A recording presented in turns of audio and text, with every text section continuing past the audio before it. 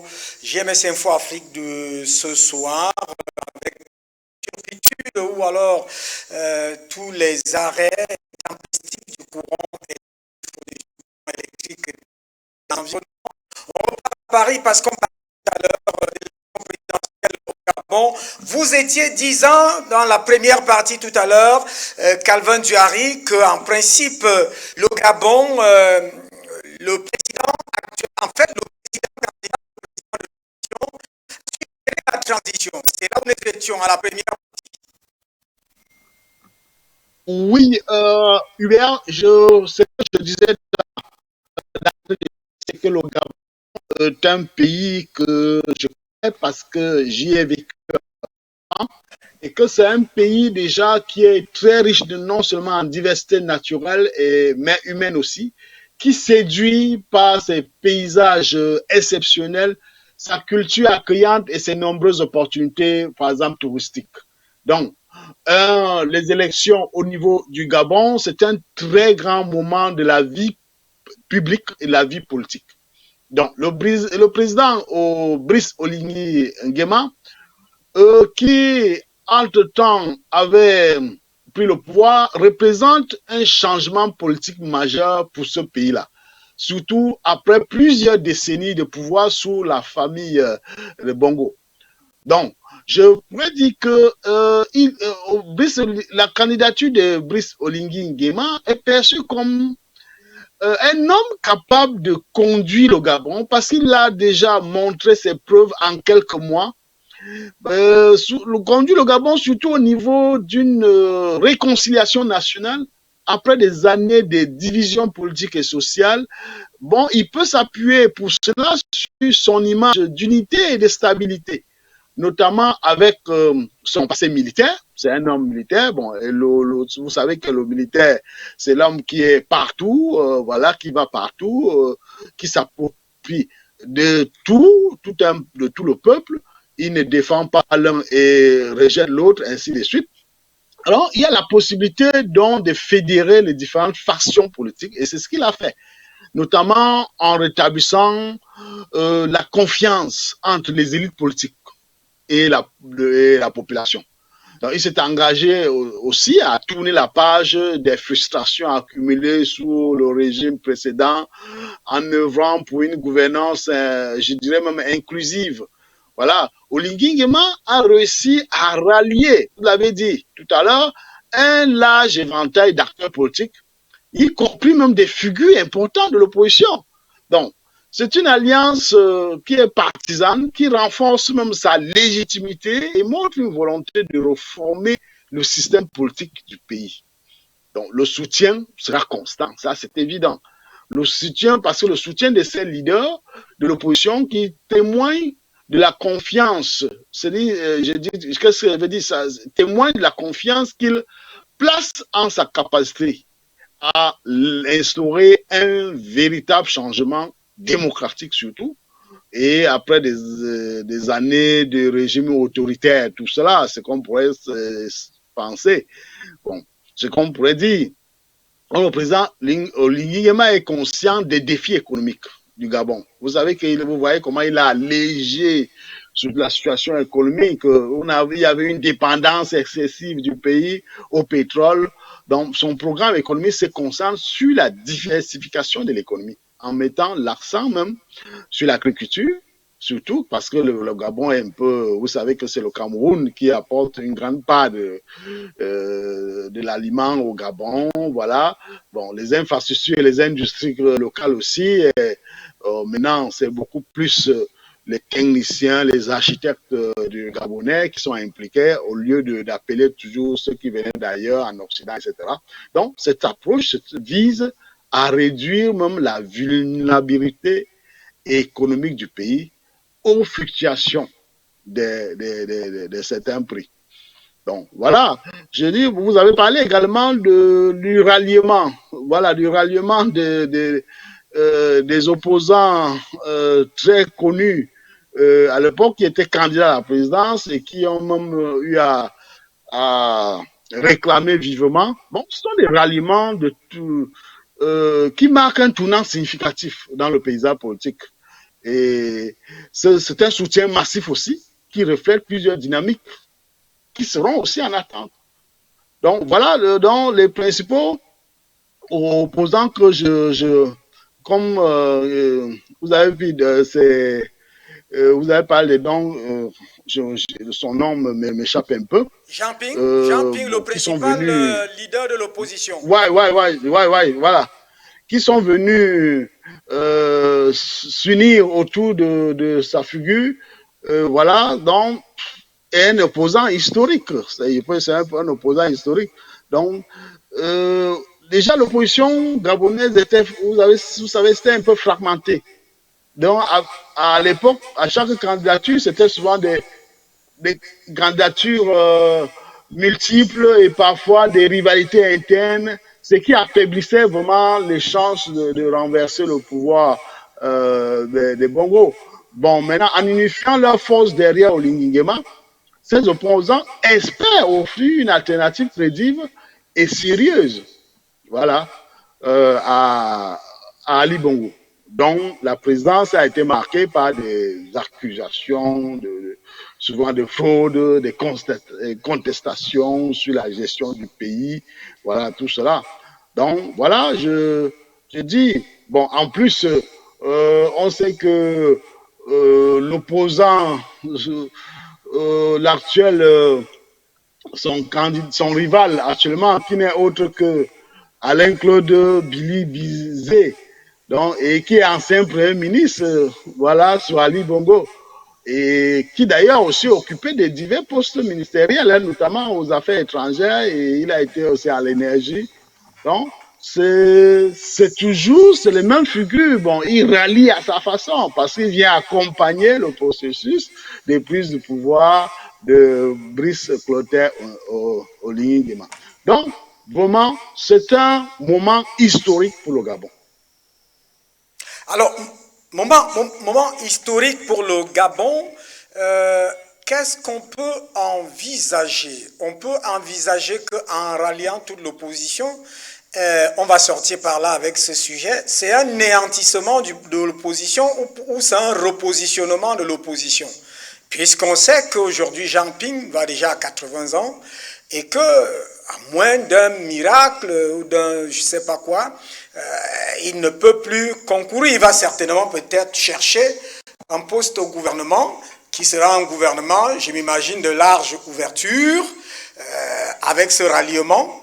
Et comment les choses vont se gérer, c'est-à-dire le Gabon, ce sera sans opposition ou avec opposition? Oui, en fait, vous savez, le Gabon, à un moment donné, avait envie de respirer. Oui, envisager pour le Gabon dit que l'opposition va être anéantie. Je vous dirais non. Brice Oligui Nguema s'est impliqué, il a fait réfléchir les Gabonais, il a montré les opportunités aux Gabonais et les Gabonais savent qu'il peut relever le défi. Donc, il a ouvert plusieurs fronts, notamment dans le domaine politique, économique, social et environnemental. Donc, les Gabonais savent qu'ils ont un avenir meilleur. Et eux-mêmes, ils ont ces opposants. Vous savez que les Gabonais sont très revêches. Je dis que c'est un pays où moi j'ai vécu. Si vous voyez, ils se rallient, ça veut dire qu'ils avaient ce besoin d'unité. Parce que c'est une chance pour eux. Ils se sont dit c'est une chance pour eux. Quand Brice Oligui Nguema est arrivé au pouvoir, il n'a maté personne. C'est un coup d'État qui s'est fait sans effusion de sang. Donc, je peux dire que Oligui Nguema, que j'ai souvent, j'ai mis souvent les articles, j'ai souvent écrit des articles pour dire que Omar Bongo étant le père, Ali Bongo étant le fils, lui, c'est le Saint-Esprit. Donc, c'est pas l'anéantissement, mais c'est une renaissance du Gabon qui est en train de s'opérer. L'un des principaux enjeux pour le Gabon est d'abord de renforcer ses institutions démocratiques et d'assurer une gouvernance plus transparente et plus inclusive, comme je l'ai dit tout à l'heure. Cela implique d'améliorer plus tard le processus électoral, de garantir la liberté de la presse et de promouvoir la participation citoyenne. Donc, c'est une gouvernance saine qui arrive pour la stabilité politique du pays et qui va renforcer la confiance entre Gabonais envers leurs dirigeants. Parce que, Alors, il faut savoir Calvin une Diary, chose. Les je vous Gabonais, propose quelque chose. oui, Vous êtes sur la place parisienne. Je vous propose dans une édition, en fait, nous sommes à 4 jours de cette élection. Je vous propose à partir de demain une édition spéciale avec les acteurs gabonais de côté où vous êtes et d'autres ici au niveau de l'Afrique que nous allons recenser. Donc, vous venez d'évoquer là quelque chose de central, c'est-à-dire l'avenir de la gouvernance au Gabon. Je voudrais qu'on puisse tabler là-dessus dans la plupart des perspectives possibles. Je ne sais pas si cela est possible avec vous.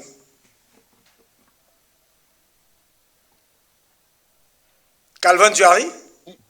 oui, oui, je vous écoute. Vous voulez dire que demain, on aura une table ronde avec des acteurs gabonais, c'est ça? Je dis, vous venez d'évoquer là deux déterminants qui me sont très très importants en matière de perspective. Vous avez dit que c'est une gouvernance saine qui va s'ouvrir et que les Gabonais avaient envie de respirer. Et maintenant, je voudrais qu'on table à partir de demain jusqu'au jour de l'élection une édition qui va dans ce sens-là. Ah, d'accord, ok. Moi, d'accord, je suis très, très d'accord, hein. Vous savez, bon, le gouvernement que va diriger le futur président et ses ministres vont jouer de toute façon un rôle clé dans la définition de cette politique publique Voilà. et dans la mise en œuvre d'un projet de développement pour le Gabon. Là, j'en suis sûr.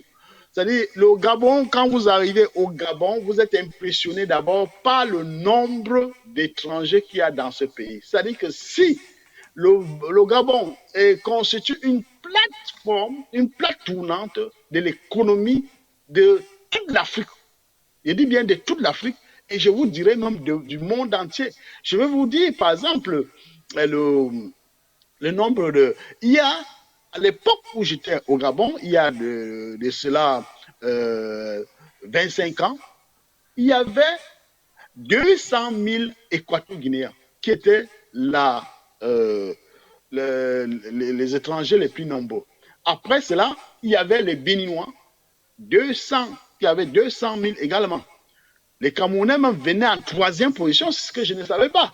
Il a fallu qu'on fasse ce comptage pour que je me rende compte. Plus venaient maintenant les Libanais, et après, il y avait la communauté nigérienne, il y avait maintenant la communauté congolaise, il y avait la communauté malienne, très nombreux, la communauté française, la communauté... Et tout ça, ça va à des centaines de mille. Il dit bien des centaines de mille ressortissants. Quand vous allez au Gabon, vous ne voyez que des étrangers. Donc, c'est un pays entrepreneur et où il y a des acteurs clés. Donc, l'industrialisation, le commerce est très avancé. Donc, le Gabon on a intérêt à maintenir toujours ce pays en paix. Parce que si le Gabon, si ça sent mal au Gabon, je vous assure que immédiatement dans la sous-région, on va ressentir cette odeur-là.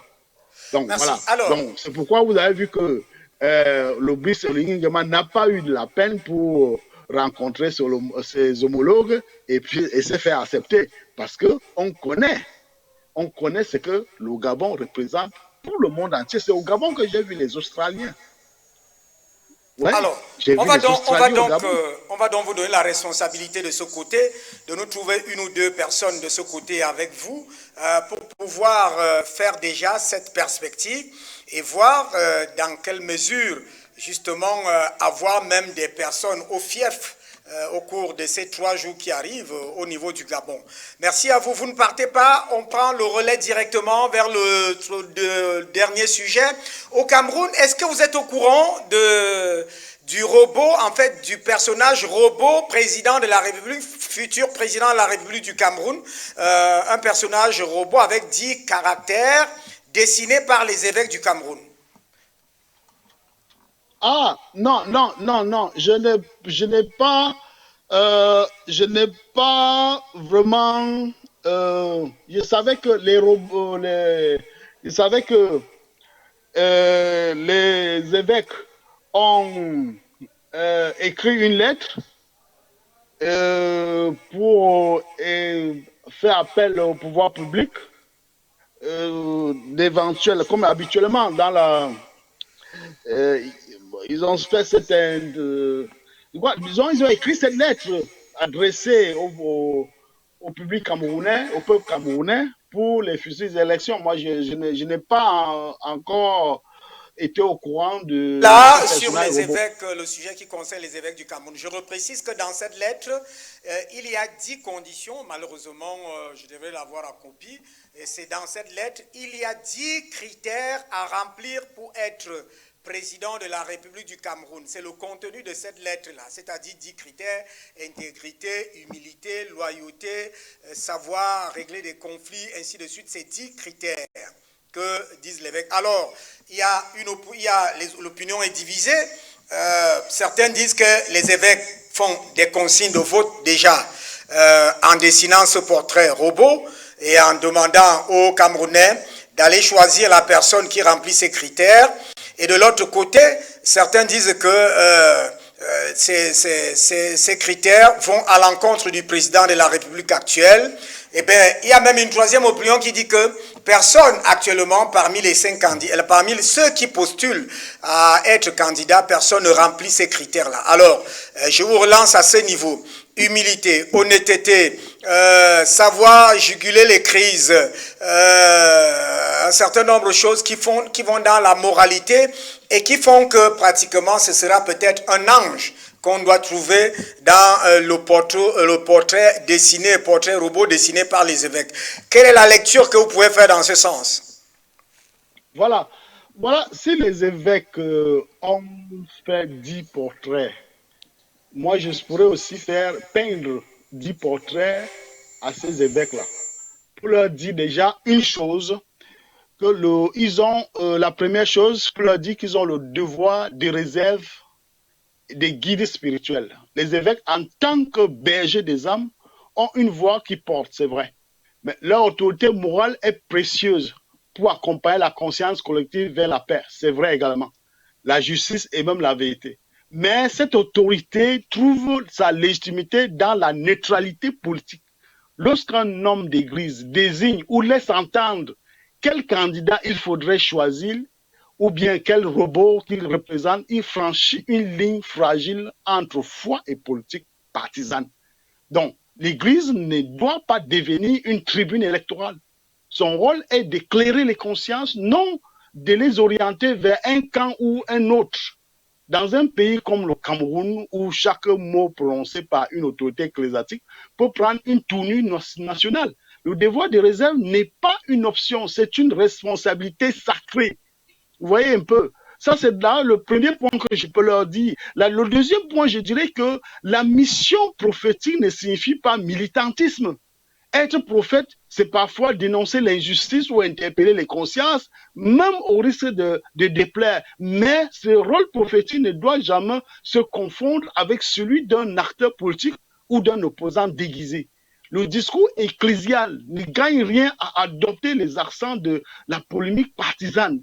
Il y perd même sa crédibilité et sa noblesse. Vous avez vu ici, au temps de Monseigneur Ndomo, où c'est tout ce que l'Église, la politique camerounaise a eu au temps de Monseigneur Ndomo, c'est à cause de cet évêque-là.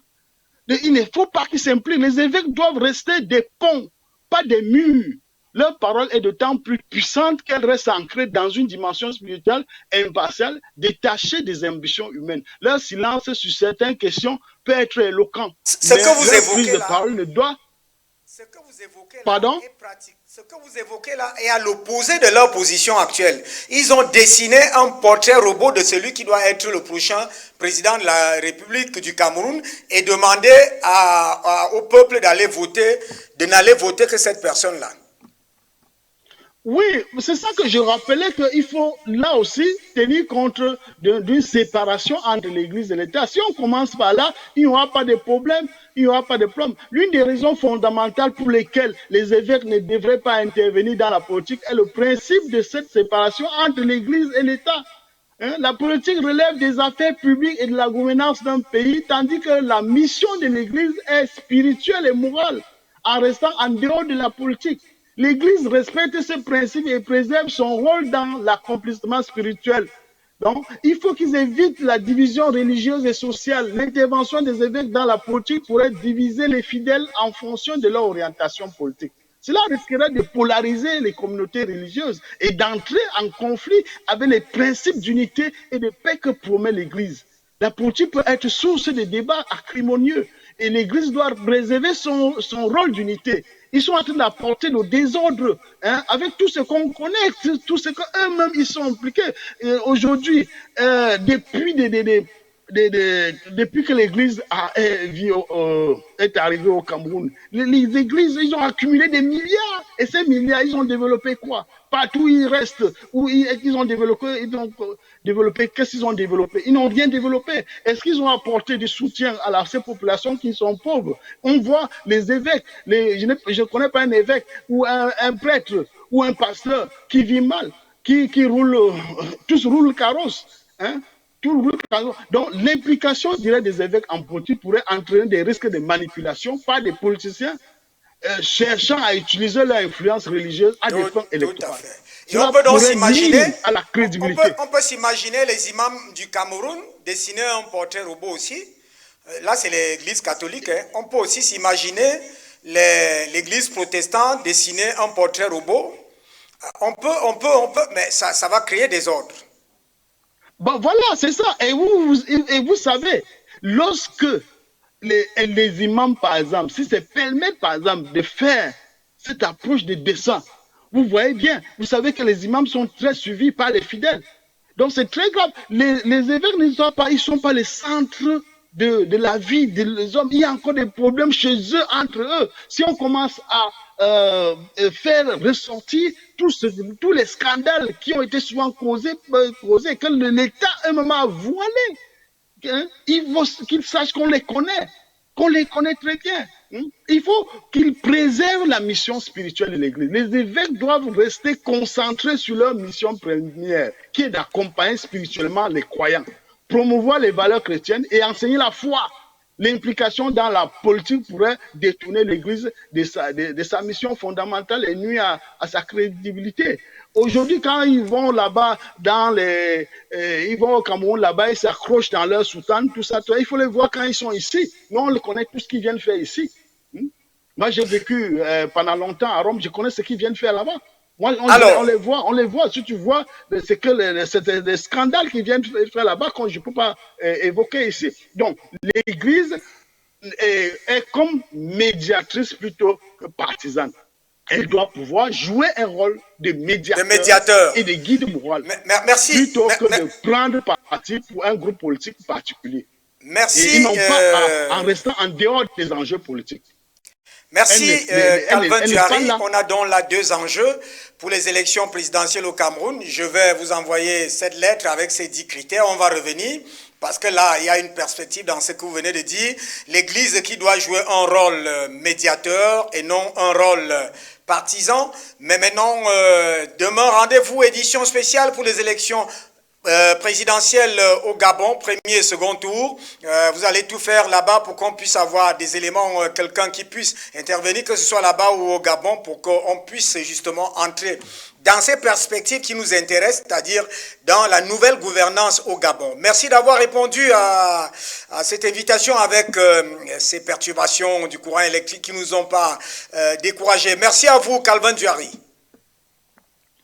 Merci beaucoup, mon cher. Merci pour tous ces thèmes que nous allons aborder. J'espère que demain, nous pourrons l'approfondir et bonne soirée. Merci. Comme vous l'avez dit, terminé pour GMS Info Actu de ce soir. Retrouvons-nous demain lorsqu'il sera certainement 20 h. On espère que le courant électrique et Néo et autres ne vont plus nous amener leurs perturbations. Madame, salut monsieur, bonsoir.